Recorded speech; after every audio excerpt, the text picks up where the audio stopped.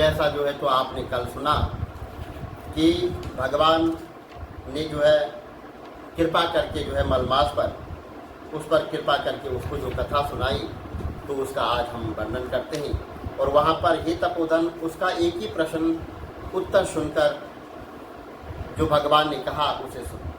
श्री पुरुषोत्तम भगवान जी बोले कि हे विष्णु, आपने यहाँ उचित किया, जो है तो मलमास को मेरे समीप लेकर आए। यहाँ पर भगवान श्री कृष्ण जी कहते हैं कि आपने बहुत अच्छा कार्य किया है, जो इस मलमास को आप मेरे पास लाए। क्योंकि जब मलमास का महीना होता है तो उस महीने में जो है कोई भी शुभ कार्य जो है नहीं किया जाता है। सब जो है शुभ कार्य जो है वो वर्जित किए जाते हैं। शुभ कार्य माने जैसे जो है गृह प्रवेश करना, शादी विवाह करना, मुंडन चूड़ाकर्म इत्यादि करवाना और कोई बड़ा अनुष्ठान करवाना, तो ये सब जो है मलमास में वर्जित माने जाते हैं। और इसी के समीप जो है तो भगवान के समीप जो है मलमास अपनी दयानिधि और अपनी करुणा, अपना दुख बता रहा है कि सब ग्रहों के स्वामी हैं, सब ग्रहों जो है तो उनके गुरु हैं और 12 महीनों के गुरु हैं, लेकिन मेरा न तो कोई गुरु है। और हे प्रभु, मुझको जो है ये बड़ा कष्ट हो रहा है, तो कृपा करके आप जो है मेरा समाधान कीजिए। तो भगवान ने कहा कि आपने बहुत अच्छा किया, जो है तो मलमास को मेरे समीप लाए। इससे लोगों में इसकी जो है कीर्ति बढ़ेगी। जिस प्राणी को तुमने अंगीकार किया है उसे मैं भी अंगीकार कर लेता हूँ। क्या आपने जिस प्राणी को अपने साथ यहाँ पर लाए, आपने उसको अपना लिया, तो उसको मैं भी अपना लेता हूँ और उसे मैं भी अपना लेता हूँ। इसको अब मैं अपने ही समान मैं श्रेष्ठ कर दूंगा। देखो भगवान की कितनी जो है यहाँ पर अद्भुत लीला है। भगवान ने कहा कि इसको भी जो है, इस मलमास को भी मैं अपनी तरह आप श्रेष्ठ कर देता हूँ। मेरे सभी गुण, कीर्ति, अनुभव और 6 ऐश्वर्य पराक्रम, भक्तों को वरदान की शक्ति आदि, जिनके कारण मैं प्रसिद्ध पुरुषोत्तम कहलाता हूँ, उसी नाम से यहाँ मास भी जो है प्रसिद्ध होगा। तो भगवान ने कहा कि जिस नाम से मेरे को जो है तो लोग जानते हैं, मेरी पूजा करते हैं, मेरा नाम पुरुषोत्तम, एक नाम पुरुषोत्तम भी है, तो उसी नाम से जो है मैं इसको जो है 6 ऐश्वर्य देता हूँ और भक्तों को वरदान शक्ति आदि, जिसके कारण इस प्रसिद्ध पुरुषोत्तम, ये जो है तो पुरुषोत्तम मास जो है कहलाएगा। उसी नाम से यह मास प्रसिद्ध होगा। मैंने अपने सब गुणों से इसे संपन्न कर दिया है। भगवान कह रहे हैं कि हे पुरुषोत्तम, मैंने तुझे अपना नाम दे दिया है और इसमें जो है तो सभी जो है तो अपने गुणों से इसको जो है मैंने अब संपन्न किया है। हे मधुसूदन, इसका स्वामी भी स्वयं मैं ही बनता हूँ, स्वयं ही बनता हूँ। इसके नाम के द्वारा ही संपूर्ण जगत जो है पावन हो जाएगा। क्योंकि भगवान पुरुषोत्तम के नाम में तो इतनी शक्ति है कि भगवान पुरुषोत्तम का नाम जीवा पर आने से समस्त कार्य जो है वो सिद्ध हो जाते हैं और मनोरथ सिद्ध हो जाता है। भगवान पुरुषोत्तम के नाम का स्मरण करने से प्राणी अपने जीवन को बहुत धन्य धन्य मानता है। तो भगवान ने कहा कि इसका स्वामी भी मैं ही हूँ और अब जो है तो इसका जो है, इसके नाम के द्वारा संपूर्ण जगत जो है पावन हो जाएगा। क्योंकि भगवान पुरुषोत्तम का नाम लेने से संपूर्ण जगत जो है पावन हो जाता है। तो उसी नाम को मैं इसको देता हूँ। मेरी समानता पाने के कारण यह मास सब मासों में अधिपति भी कहलाएगा, यानी अधिक मास भी जो है कहलाएगा। यह मास जगत का पूज्य एवं वंद्य हो जाएगा। इसको पूजने वाले सभी प्राणी जो है दुख दारिद्र से मुक्त हो जाएंगे। अन्य दूसरे मास काम है, किंतु मैंने इसे अपने समान सर्व लोगों का मोक्षदाता और निष्काम बना दिया है। जो व्यक्ति इस अधिक मास की पूजा करेगा वह अपने समस्त कर्मों से मुक्ति करके निसंदेह मुझे प्राप्त कर देगा। मलमास में जो है जो भगवान विष्णु की पूजा करेगा तो वही पूजा जो है मलमास की मानी जाएगी और निसंदेह जो है वह अपने समस्त कर्मों से मुक्त होकर जो है भगवान को प्राप्त करेगा। वह पुरुषोत्तम मास अब बिना किसी परिश्रम और कष्ट के मेरे पद को पा गया है। इसको पूजने वाले सब व्यक्ति भी केवल 1 मास कि पूजन और व्रत के बिना कष्ट के जन्म मृत्यु से रहित होकर इस पद को जो है वो प्राप्त कर लेंगे। चतुर्मासिक यज्ञ करके स्वर्ग की प्राप्ति होगी और वहाँ के भोग भोगने के पश्चात जो है वो पुनः पृथ्वी पर आना पड़ता है, किंतु विधि एवं श्रद्धापूर्वक जो इस पुरुषोत्तम मास का जो पूजन करेगा वह अपने परिवार सहित मुझे निश्चय ही प्राप्त करेगा। क्योंकि भगवान ने कहा है कि पुरुषोत्तम मास में जो अपने परिवार सहित भगवान का यानी इस पुरुषोत्तम मास का पूजन करेगा वह जो है भगवान को निश्चित ही प्राप्त कर लेगा और मुझे प्राप्त कर वह जन्म मृत्यु व्याधि और जरा आदि सभी से मुक्त होकर इस संसार में वो जो है दोबारा कभी जन्म नहीं लेगा। मेरे परम धाम को जो वेद व धाम बतलाते हैं जहाँ से फिर आना नहीं होता है और सत्य ही है, जो इस मास का स्वामी होता है उसे मैं प्रतिष्ठित किया है। ये जो है तो मेरा पुरुषोत्तम नाम भी इसको प्राप्त हुआ है। हे विष्णु, भक्तों की पूजा जो है मुझे बहुत प्रिय है। मैं अपने भक्तजनों की कामनाओं की पूर्ति में कभी भी जो है देर नहीं करता। भगवान कहते हैं कि भक्तजन जो मेरी पूजा करते हैं बड़ी श्रद्धा से करते हैं, निष्ठा से करते हैं और सच्चे मन से करते हैं, उनके जो है तो कामनाओं की पूर्ति में जो है भगवान जो उनकी कामना होती है कभी जो है देर नहीं करते, क्योंकि इस मास के भक्त मुझे और भी जो है अधिक प्रिय होते हैं। भगवान ने कहा कि जो इस मास में जो मुझे बड़े शुद्ध मन से भजेगा वो मुझे अन्य भक्तों से भी जो है प्रिय हो। मैं उनकी कामनाएं तो और भी जल्द पूर्ण करूंगा। जो महा अज्ञान में घिरे व्यक्ति हैं वे जो जप और दान नहीं करते हैं, सत्कर्म नहीं करेंगे और देव और विप्र अतिथियों और तीर्थों में शत्रुता करेंगे, वे दुराचारी भोग्य जीव को जो है दुष्ट व्यक्ति कभी जो है वो सुख नहीं पाएंगे, चिर दुख रहेंगे। वे दुष्ट दुर्भागी होकर जन्म लेंगे, मरते रहेंगे। मूर्ख जीव एक अधिक मास की उपेक्षा करके इससे धार्मिक कार्य संपन्न नहीं करेंगे, इसमें धार्मिक कार्य संपन्न नहीं करेंगे, वे नरक में जाएंगे। जो तृतीय वर्ष के पश्चात आने वाले यानी जो है 3 वर्ष के पश्चात अधिक मास आता है और भगवान कह रहे हैं कि जो इसमें धार्मिक कार्य नहीं करेगा वो जो है तो मुक्ति को प्राप्त नहीं होगा। इसलिए जो है धार्मिक कार्य करेगा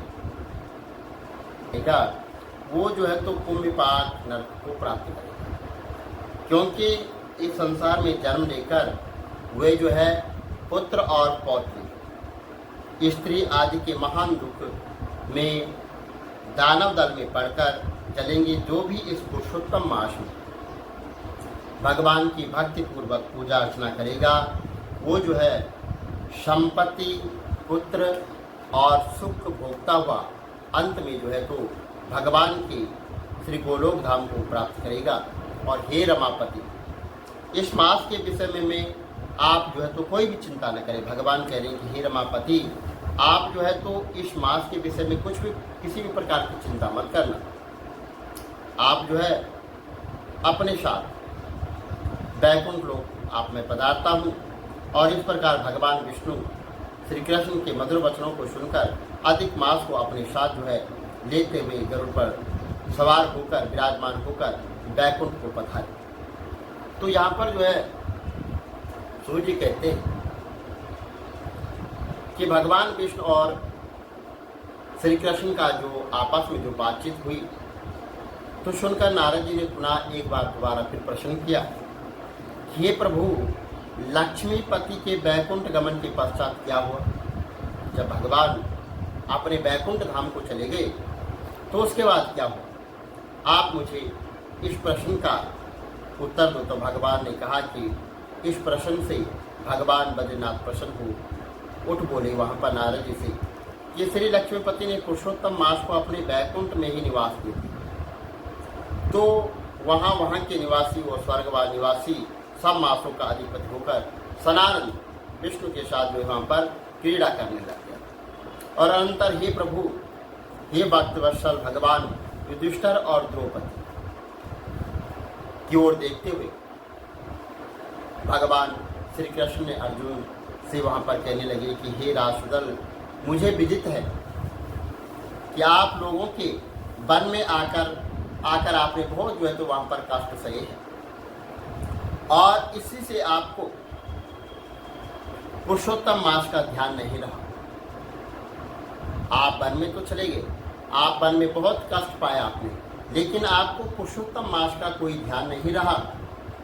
और वृंदावन भगवान श्री कृष्ण का प्रिय पुरुषोत्तम मास का आदर आप नहीं पा सका।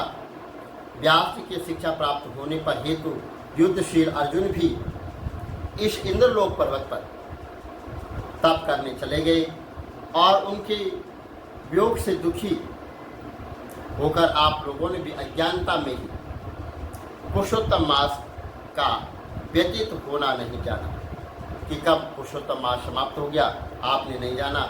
और यह सब भाग्यवश ही हुआ है। अब मैं आपके दुखों के दूसरे कारण को इतिहास के साथ कहता हूँ, तुम जरा ध्यान से सुनो। भगवान श्री कृष्ण बोले कि यह द्रौपदी पूर्व जन्म में एक विद्वान ब्राह्मण थे। समय बीतने के पश्चात 10 वर्ष में आई तो उसके नेत्र बड़ी सुंदर हो गए और निखर गया। यह चतुर्गुणी और सुंदरी थी और पिता की अति प्यारी थी। पिता ने इसे पुत्री की अपनी पुत्री की भांति जो है पाला, भली भांति जो है उसे पुत्र की भांति पाला पोषा था और कभी अपेक्षा नहीं की कि वह जो है साहित्य शास्त्र और रीति में निपुण हो गए। माता की मृत्यु पहले हो गई थी, इससे उसे पिता ने ही पाला पोसा और पड़ोसी सखियों का सुख देकर विवाह पुत्र आदि की कामना करने लगी। विचार करने लगी कि ऐसे गुणी और भाग्यशाली पति और पुत्र आदि मुझे किस प्रकार जो है प्राप्त हुए। वह सोचती है कि अब क्या किया जाए, किस देवता की जो है उपासना की जाए, किस मुनि के समीप जाऊं, कौन सा तीर्थ करूं, मेरा भाग्य क्या सोया हुआ है, मुझे कोई पत्नी रूप में अंगीकार नहीं करता। इतने विद्वान होने पर भी मेरे पिता भाग्य दोष से मूर्ख बने हुए हैं, जो विवाह के योग्य होने पर भी मेरे लिए उपयुक्त वर नहीं ढूंढ रहा है। मैं अपनी सखियों के प्रमुख बनी हुई हूँ, किंतु फिर भी कुमारी हूँ। मेरी सखियों को स्वामी की सुख का जैसा अनुभव है, मुझे वैसा नहीं है। इसी से मुझे अत्यंत क्लेश है। इसी प्रकार इच्छाओं के समुद्र और चिता तो वह कन्या मुँह शोक के सागर में डूब गई और दूसरी और जो है तो वह विद्वान ब्राह्मण कन्या ही तो उपदेश और उद्यान पत्र की खोज करने लग गई, किंतु उसके योग्य जो है कोई पात्र नहीं मिला। वह निराश हो गई। अपनी कन्या के दुर्भाग्य से जो है उसके संकल्प का जो पिंजरा था वह टूट गया और दैवस्त्र उसे तीव्र एवं दारुण ज्वार से ग्रस्त कर दिया। अपनी पुत्री को स्मरण किया, किंतु तब तक भयभीत पुत्री उस आई और उसके प्राण जो है वहां पर जो है निकल चुके थे और उसके प्राण निकल गए। वह कन्यादान करने की प्रसन्नता भी अनुभव नहीं कर सका। गृहस्थ धर्म पालन किए गए परिश्रम की चिंता एवं संसार की सब वासनाएं छोड़कर श्रीहरि अपने स्तन्मय को कर देते। इसी ब्राह्मण ने नीलकमल की भांति सुंदर जो है तो रूप श्रीहरि पुरुषोत्तम भगवान में अपना चित्त लगाकर उन्हें जो है स्मरण किया कि हे राजाओं के राजा, हे राजा के संग भ्रमण करने वाले, प्रचंड भुजाओं और दैत्यों का हरण करने वाले भगवान श्री कृष्ण गोविंद हरि मुरारी राधिकापति, मैं आपकी जो है तो शरण में हूँ, आपकी वंदना करता हूँ। हे नाथ हर्षकेश, वंदना मैं आपकी कर रहा हूँ, आप मेरी रक्षा करो। उस मुनि के ऐसे वचनों को सुनकर भगवान के लोक से उनके पार्षद में वहाँ पर आ पहुँचे और मृतक की आत्मा को लेकर भगवान के चरणारविंद में प्रस्तुत कर दिए। अपने पिता को मृत पाकर वह कन्या हाहाकार कर वहाँ पर जो है तो रोने लग गए। पिता के शरीर को गोद में रखे वह करुणा विलाप करने लगी। हाय पिता जो है अपनी पुत्री को सुख में रखने वाली कृपालु, मुझे आप किसके आश्रय छोड़ गए। मुझे जो है तो मुझ जो है पितृहीन की अब कौन रक्षा करेगा। न मेरा कोई है, न कोई है और न कोई कुटुंबीजन है। मेरी तपस्वी माता भी तो नहीं है। हाय मेरे भोजन और वस्त्र की चिंता अब कौन करेगा। पुत्रों को प्यार करने वाले पिता, तुम बिना विवाह किए हुए मुझे छोड़कर यहाँ कहाँ चले गए। तपोनिधि, लौट कर यहाँ आओ। इस प्रकार जो आंसू जो है तो बहती हुई ब्राह्मण बालिका बारंबार जो है वहाँ पर रोने लग गई। उसका ऐसा कारण सुनकर उस वन में निवास करने वाले अन्य ब्राह्मण सोचने लगे कि इस करुणा स्वर में ऐसा कौन रो रहा है। तो पता लगा कि ब्राह्मण की पुत्री होती है, उसका पिता मृत्यु को प्राप्त हो गया। तो सब जो है वहाँ पर इकट्ठे होकर जो है विलाप करते हुए उस ब्राह्मण बालिका के निकट पहुँचे और रुदान करने लगे। उन्होंने उस बालिका को गोद में मृतक शरीर को उठाया और काठ की चिता बनाकर शिवालय के नीचे शमशान में उसकी जो है वहाँ पर जो है दह क्रिया कर दी। तदंतर दुखी ब्राह्मण बालिका को धीरज बनाकर अपने निवास स्थानों को लौट गई।